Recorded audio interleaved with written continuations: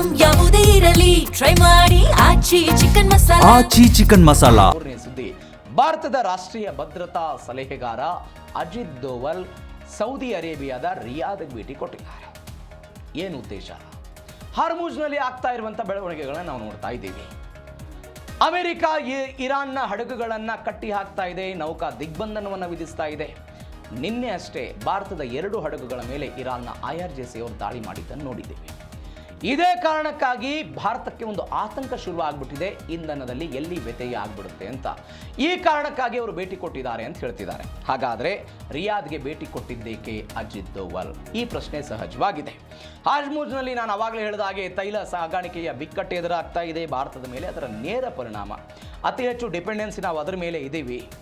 ಅದರ ಮೇಲೆ ನಮಗೆ 85ರಿಂದ 90% ತೈಲ ಬೇರೆ ಬೇರೆ ದೇಶಗಳಿಂದಲೇ ಬರ್ತಾ ಇದೆ. ಅದರಲ್ಲೂ ಕೂಡ ಹಾರ್ಮುಜ್ನಲ್ಲಿ ಅತಿ ಹೆಚ್ಚಾಗಿ ನಾವು ಆಮದನ್ನು ಮಾಡ್ಕೊಳ್ತಾ ಇದ್ದೀವಿ. ಒಂದು ವೇಳೆ IRGC ಅಲ್ಲಿ ಹಿಡಿತವನ್ನು ಸಾಧಿಸಿ ಇರಾನ್ ಒಂದು ವೇಳೆ ಅದರ ಮೇಲೆ ಹಿಡಿತವನ್ನು ಇಟ್ಕೊಂಡ್ಬಿಟ್ರೆ ಅದರ ಎಫೆಕ್ಟ್ ಭಾರತದ ಮೇಲೆ ಆಗ್ಬೋದು ಅಂತ. ಇಂಥದ್ದೊಂದು ಎಫೆಕ್ಟ್ ಆಗಬಾರ್ದು ಅಂತ ಹೇಳಿದ್ರೆ ಸೌದಿ ಅರೇಬಿಯಾದ ಜೊತೆಗೆ ಒಂದು ಮಾತುಕತೆಯನ್ನು ನಡೆಸುವ ಪ್ರಯತ್ನವನ್ನು ರಿಯಾದ್ನಲ್ಲಿ ಮಾಡಿದ್ದಾರೆ. ಸೌದಿ ಅರೇಬಿಯಾದ ರಿಯಾದಿಗೆ ಅವರು ಭೇಟಿ ಕೊಟ್ಟು ಸೌದಿ ಇಂಧನ ಸಚಿವ ಅಬ್ದುಲ್ ಜೀಜ್ ಬಿನ್ ಸಲ್ಮಾನ್ ಅವರನ್ನು ಭೇಟಿ ಮಾಡಿ ತೈಲದ ವಿಚಾರಕ್ಕೆ ಸಂಬಂಧಪಟ್ಟಂತೆ ಅವರು ಮಾತುಕತೆ ನಡೆಸಿದ್ದಾರೆ. ಮತ್ತೊಂದು ಕಡೆ ಪ್ರಾದೇಶಿಕ ಭದ್ರತೆಯ ಬಗ್ಗೆ ವಿದೇಶಾಂಗ ಸಚಿವರ ಜೊತೆಗೆ ಕೂಡ ಇದೀಗ ಅವರು ಮಾತುಕತೆಯನ್ನು ನಡೆಸಿರೋದು. ಇದರ ಜೊತೆಗೆ ಇರಾನ್ ಮತ್ತು ಇಸ್ರೇಲ್ ಮಧ್ಯಸ್ಥಿಕೆ ವಹಿಸುತ್ತಾ ಭಾರತ ಅನ್ನುವಂಥ ಪ್ರಶ್ನೆ. ಈ ಹಿಂದೆ ಇರಾನ್ನ ನಾಯಕರುಗಳೆಲ್ಲ ಹೇಳಿದ್ರು ಭಾರತ ಅದರ ಮಧ್ಯಸ್ಥಿಕೆಯನ್ನು ವಹಿಸಬಹುದು, ಆ ಕೆಪಾಸಿಟಿ ಇದೆ ಅಂತ. ಹಿಂದೆ ರಷ್ಯಾ ಮತ್ತು ಉಕ್ರೇನ್ ನಡುವೆ ಯುದ್ಧ ಆದಾಗಲೂ ಕೂಡ ಆ ಹೇಳಿಕೆಗಳು ಬಂದಿತ್ತು. ಬೇರೆ ಬೇರೆ ಜಾಗತಿಕವಾಗಿ ಯುದ್ಧಗಳು ಆದಾಗಲೂ ಕೂಡ ಭಾರತ ಅದರ ಮಧ್ಯಸ್ಥಿಕೆಯನ್ನು ವಹಿಸಬಹುದು ಅಂತ ಹೇಳಾಗಿತ್ತು. ಹಾಗಾದರೆ ಪಾಕಿಸ್ತಾನ ಇವತ್ತು ಮಧ್ಯಸ್ಥಿಕೆ ವಹಿಸ್ತಾ ಇದೆ. ಭಾರತ ಅಂಥದ್ದೊಂದು ಮಧ್ಯಸ್ಥಿಕೆಯನ್ನು ವಹಿಸಬಹುದಾ? ಅದರ ಬಗ್ಗೆ ಏನು ಚರ್ಚೆ ಮಾಡಿದ್ದಾರೆ ಅನ್ನುವಂಥದ್ದು. ಯಾಕಂದರೆ ಈ ಯುದ್ಧ ನಿಲ್ಲಬೇಕು ಅಂತ ಬಯಸ್ತಾ ಇರುವಂಥ ದೇಶ ಯಾವುದು? Saudi Arabia. ಸೌದಿ ಅರೇಬಿಯಾವು ಕೂಡ ದೊಡ್ಡ ಪ್ರಮಾಣದಲ್ಲಿ ಹೊಡೆತಗಳು ಬಿದ್ದಿದೆ. ಹೀಗಾಗಿ ಸೌದಿ ಅರೇಬಿಯಾದ ಮುಖಾಂತರ ಒಂದು ಸಂಧಾನ ಸೂತ್ರಧಾರಿಯಾಗಿ ಭಾರತ ಏನಾದರೂ ಕೆಲಸ ಮಾಡಬಹುದಾ? ಇಂಥದ್ದೊಂದು ಪ್ರಶ್ನೆಗಳಿದೆ. ಅದರ ಬಗ್ಗೆ ಅವರು ಚರ್ಚೆ ಮಾಡಿದ್ದಾರೆ ಎನ್ನುವಂಥ ಸಾಧ್ಯತೆಗಳಿದೆ. ಇದರ ಜೊತೆಗೆ ಉದ್ದೇಶ ಏನು ಅಂತ ಹೇಳಿದರೆ IMEC ಕಾರಿಡಾರ್ಗೆ ಮರುಜೀವ ಕೊಡುವಂಥ ಸಾಧ್ಯತೆ ಇದೆ. ಏನಿದು IMGC ಕಾರಿಡಾರ್?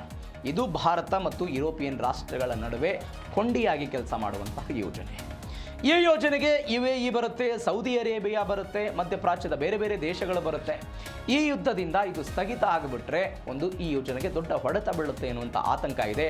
ಹೀಗಾಗಿ ಯಾವುದೇ ಕಾರಣಕ್ಕೂ ಈ ಯೋಜನೆಗೆ ಹೊಡೆತ ಬೀಳಬಾರದು ಅಂತ IME ಅಂತ ಹೇಳಿದರೆ India middle East Europe economic corridor ಅಂತ ಕರೀತಾರೆ ಇದನ್ನು. ಇದಕ್ಕೇನು ಹಾರ್ಮುಜ್ಗೆ ಪರ್ಯಾಯವಾಗಿ ಇದು ಕೆಲಸ ಮಾಡುವಂಥದ್ದು. ಇದರ ಜೊತೆಗೆ ಈ ಒಟ್ಟಾರೆ ಯೋಜನೆಯಲ್ಲಿ ಭಾರತ ಬರುತ್ತೆ, ಸೌದಿ ಅರೇಬಿಯಾ ಬರುತ್ತೆ, UAE ಬರುತ್ತೆ, ಯುರೋಪಿಯನ್ ಯೂನಿಯನ್ ಬರುತ್ತೆ, ಫ್ರಾನ್ಸ್ ಬರುತ್ತೆ, ಜರ್ಮನಿ ಬರುತ್ತೆ, ಇಟಲಿಗಳು ಬರುತ್ತೆ. ಇದರ ಜೊತೆಗೆ ಏನಾಗುತ್ತೆ, ಸೌದಿ ಅರೇಬಿಯಾ ಈ ಯೋಜನೆಯ ಈ ಕಾರಿಡಾರ್ನ ಕೇಂದ್ರ ಬಿಂದುವಾಗಿ ಕೆಲಸ ಮಾಡುತ್ತೆ. ಯಾಕೆ? ಇದು ಹಣದ ವಿಚಾರದಲ್ಲಾಗಿರ್ಬೋದು, ಈ ಯೋಜನೆಯನ್ನು ಯುರೋಪಿಯನ್ ತನಕವೂ ಕೂಡ ತೆಗೆದುಕೊಂಡು ಹೋಗೋದಕ್ಕೆ ಸೌದಿ ಅರೇಬಿಯಾ ಪ್ರಾಮುಖ್ಯತೆಯನ್ನು ವಹಿಸುತ್ತೆ. ಈ ಯುದ್ಧದ ಕಾರಣಕ್ಕಾಗಿ ಇದು ಸ್ಥಗಿತ ಆಗಬಾರದು ಮತ್ತು ಮುಂದಿನ ಯೋಜನೆಗಳು ಕಂಟಿನ್ಯೂ ಆಗಬೇಕು ಅನ್ನೋದು ಭಾರತದ ಬಯಕೆ ಆಗಿದೆ. ಹೀಗಾಗಿ ಈ ಯೋಜನೆಗೆ ಒಂದು ಪುನರ್ ಆರಂಭ ಕೊಡೋದಕ್ಕೆ, ಮರುಜೀವ ಕೊಡೋದಕ್ಕೆ ಸೌದಿ ಅರೇಬಿಯಾದ ಜೊತೆಗೆ ಏನಾದರೂ ಚರ್ಚೆಗಳನ್ನು ಮಾಡಿದ್ರ ಅನ್ನುವಂಥ ಪ್ರಶ್ನೆ ಇದೆ. ಇದರ ಜೊತೆಗೆ ಭಯೋತ್ಪಾದನೆ ನಿಗ್ರಹ ಮತ್ತು ಭದ್ರತೆ. ಭಾರತದ ಉದ್ದೇಶ ಅಥವಾ ಭಾರತ ಜಾಗತಿಕವಾಗಿ ಮಾತನಾಡಿದಾಗ, ವಿಶ್ವಸಂಸ್ಥೆಯಲ್ಲಿ ಹೇಳಿದಾಗ ನಾವು ಒಗ್ಗಟ್ಟಾಗಿ ಭಯೋತ್ಪಾದನೆಯ ವಿರುದ್ಧ ಹೋರಾಟ ಮಾಡೋಣ ಅಂತ. ಅದು ಪಾಕಿಸ್ತಾನದ ಭಯೋತ್ಪಾದನಾ ಸಂಘಟನೆಗಳಾಗಿರ್ಬೋದು, ಜಾಗತಿಕವಾಗಿ ಯಾವುದೇ ಭಯೋತ್ಪಾದನಾ ದಾಳಿಗಳಾದಾಗಲೂ ಕೂಡ ಭಾರತ ಅದನ್ನು ಖಂಡಿಸಿದೆ. ಹೀಗಾಗಿ ಮಧ್ಯಪ್ರಾಚ್ಯದಲ್ಲಿ ಈಗ ಆಗ್ತಾ ಇರುವಂತಹ ಬೆಳವಣಿಗೆಗಳು, ಇರಾನ್, ಇಸ್ರೇಲ್ ಮತ್ತು ಅಮೆರಿಕದ ಯುದ್ಧದ ಸಮಯದಲ್ಲಿ ಭಯೋತ್ಪಾದಕ ಚಟುವಟಿಕೆಗಳು ಹೆಚ್ಚಾಗಬಹುದು ಎನ್ನುವಂಥ ಆತಂಕ ಏನಿದೆ ಅದನ್ನು ನಿಗ್ರಹ ಮಾಡೋದಕ್ಕೆ, ಅದನ್ನು ತಡೆ ಹಿಡಿಬೇಕು ಅನ್ನೋ ಕಾರಣಕ್ಕಾಗಿ ಇವರು ಕೆಲಸವನ್ನು ಮಾಡ್ತಾ ಇರೋದು. ಅದರ ಬಗ್ಗೆಯೂ ಕೂಡ ಚರ್ಚೆ ಮಾಡಿದ್ದಾರೆ ಅಂತ. ಇದರಲ್ಲಿ ಪ್ರಮುಖವಾಗಿ ಗಡಿಯಾಚೆಗಿನ ಭಯೋತ್ಪಾದನೆಯ ವಿರುದ್ಧ ಹೋರಾಟ ಮಾಡೋದಕ್ಕೆ ಸಂಘಟನಾತ್ಮಕವಾಗಿ ನಾವು ಕೆಲಸ ಮಾಡೋಣ ಅಂತ ಭಾರತ ಯಾವಾಗಲೂ ಕೂಡ ಪ್ರತಿಪಾದನೆ ಮಾಡ್ಕೊಂಡು ಬರ್ತಾನೆ ಇದೆ. ಅದರ ಭಾಗವಾಗಿ ಗುಪ್ತಚರ ಮಾಹಿತಿ ಹಂಚಿಕೆ ಆಗಿರ್ಬೋದು, ಕಡಲ ಭದ್ರತೆ ಆಗಿರ್ಬೋದು, ಎಲ್ಲದರಲ್ಲೂ ಕೂಡ ಸಹಕಾರವನ್ನು ಹಂಚಿಕೊಳ್ಳೋಣ ಎನ್ನುವಂತಹ ಮಾತುಕತೆಗಳನ್ನು ಸೌದಿ ಅರೇಬಿಯಾದ ಜೊತೆಗೆ ಅಜಿತ್ ದೋವಲ್ ಅವರು ಮಾಡಿದ್ದಾರೆ ಅಂತ. ಇದರ ಜೊತೆಗೆ ದೋವಲ್ ರಿಯಾದ್ ಭೇಟಿ ಯಾಕೆ ಮಹತ್ವ ಅನ್ನುವಂಥ ಪ್ರಶ್ನೆ ಬರುತ್ತೆ. ಯಾಕೆ ಮಹತ್ವ? ಹಾರ್ಮುಜ್ ಉದ್ವಿಗ್ನತೆ ಉತ್ತುಂಗದಲ್ಲಿರುವಂತಹ ಸಮಯದಲ್ಲಿ ಭೇಟಿಯಾಗಿದೆ. ನಾನು ಆವಾಗಲೇ ಹೇಳಿದೆ, ಹಾರ್ಮುಜ್ನಲ್ಲಿ ಅನುಮತಿ ಕೊಟ್ಟು ಅದಾದ ನಂತರ ಅನುಮತಿಯನ್ನು ನಿರಾಕರಿಸಿ ಭಾರತದ 2 ಹಡಗುಗಳ ಮೇಲೆ IRGC ಅವರು ದಾಳಿ ಮಾಡಿದರು. ಈ ದಾಳಿಯಿಂದ ಭಾರತ ಅದನ್ನು ಪ್ರಶ್ನೆ ಮಾಡಿದೆ, ಇರಾನ್ನವರನ್ನು ಕೇಳಿದ್ದಾರೆ, ಸಮನ್ಸ್ ಕೊಟ್ಟಿದ್ದಾರೆ, ಯಾಕೆ ಹಿಂಗಾಯಿತು ಏನು ಎತ್ತ ಎಲ್ಲವನ್ನು ಕೂಡ ಕೇಳಿದ್ದಾರೆ. ಭಾರತಕ್ಕೆ ಬೇಕಾಗಿರೋದು ಇಂಧನ ಭದ್ರತೆ. ಮೊನ್ನೆ ಲೋಕಸಭೆಯಲ್ಲಿ ಪ್ರಧಾನಿಗಳು ಮಾತನಾಡ್ತಾ ಈ ಹಿಂದೆ ನಾವು 20 ದೇಶಗಳಿಂದ ಮಾತ್ರ ಆಮದು ಮಾಡ್ಕೊಳ್ತಾ ಇದ್ದೀವಿ, ಇವತ್ತು 41 ದೇಶಗಳಿಂದ ತೈಲವನ್ನು ಆಮದು ಮಾಡ್ಕೊಳ್ತಾ ಇದ್ದೀವಿ ಅಂತ ಹೇಳಿದ್ದಾರೆ. ಆದರೆ ಮಧ್ಯಪ್ರಾಚ್ಯದಿಂದ ಭಾರತಕ್ಕೆ ಬರುವಂತಹ ತೈಲದ ಪ್ರಮಾಣ ಜಾಸ್ತಿ ಇದೆ. ಸೌದಿ ಅರೇಬಿಯಾದ ಮೇಲೆ ನಾವು ಡಿಪೆಂಡೆನ್ಸಿ ಆಗಿದ್ದೀವಿ. ಬೇರೆ ಬೇರೆ ಕತಾರ್ ಆಗಿರೋದ್ರಿಂದ ಬಹರೇನ್ ಆಗಿರ್ಬೋದು, ಅದು ರಸಗೊಬ್ಬರ ಆಗಿರ್ಬೋದು, LPG ಆಗಿರ್ಬೋದು, ಕಚ್ಚಾ ತೈಲ ಆಗಿರ್ಬೋದು, ಈ ಡಿಪೆಂಡೆನ್ಸಿ ಜಾಸ್ತಿ ಆಗಿರೋದ್ರಿಂದ ಈ ವಿಚಾರದಲ್ಲಿ ಭದ್ರತೆಯನ್ನು ಕಾಪಾಡಿಕೊಳ್ಳುವುದಕ್ಕೆ ಈ ಭೇಟಿ ಮಹತ್ವವನ್ನು ಪಡೆದುಕೊಂಡಿದೆ. ಇದರ ಜೊತೆಗೆ ಭಾರತದ ಮೇಲೆ ಯಾವೆಲ್ಲ ಪರಿಣಾಮ ಬೀರಬಹುದು, ಈ ಪ್ರಶ್ನೆಗೆ ಭಾರತದ ಆರ್ಥಿಕತೆ ಮತ್ತು ಹಣದುಬ್ಬರದ ಮೇಲೆ ಒತ್ತಡ ಹೆಚ್ಚಾಗಬಹುದು ಎನ್ನುವಂಥ ನಿರೀಕ್ಷೆ ಇದೆ.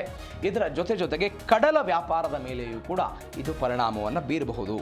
ಇದರ ಜೊತೆಗೆ ಪರ್ಯಾಯ ಇಂಧನ ಮೂಲಗಳು, ಪೂರೈಕೆ ಮಾರ್ಗಗಳ ಮೇಲೆ ನಾವು ಕೆಲಸವನ್ನು ಮಾಡಬೇಕಾಗತ್ತೆ. ಪ್ರಧಾನಿಗಳು ಅದನ್ನು ಹೇಳಿದ್ದಾರೆ, ಪರ್ಯಾಯ ಮೂಲಗಳತ್ತ ನಾವೆಲ್ಲ ಕೆಲಸ ಮಾಡಬೇಕು.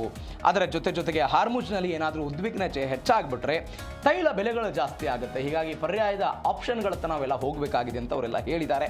ಮತ್ತೊಂದು ಕಡೆ ಭಾರತದ ಆರ್ಥಿಕತೆ ಹಣದುಬ್ಬರ ಹೆಚ್ಚಳ ಆಗ್ಬೋದು ಎನ್ನುವಂತಹ ಸಾಧ್ಯತೆಗಳಿದೆ. ಪರ್ಯಾಯ ಇಂಧನ ಮೂಲಗಳು ಮತ್ತು ಪೂರೈಕೆ ಮಾರ್ಗಗಳ ಅಂದರೆ ಬೇರೆ ಬೇರೆ ಮಾರ್ಗ, ಹಾರ್ಮುಜನ್ನು ಹೊರತುಪಡಿಸಿ ಒಮಾನ್ ಕೊಲ್ಲಿ ಆಗಿರ್ಬೋದು, ಬೇರೆ ಬೇರೆ ಮಾರ್ಗಗಳ ಮುಖಾಂತರ ಭಾರತಕ್ಕೆ ತರಬಹುದಾದಂಥ ತೈಲ ಮಾರ್ಗಗಳೇನೇನಿದೆ ಆ ಅವಕಾಶಗಳನ್ನು ಬಳಸಿಕೊಳ್ಳುವುದಕ್ಕೆ ಭಾರತ ಪ್ರಯತ್ನ ಪಡ್ತಾ ಇದೆ.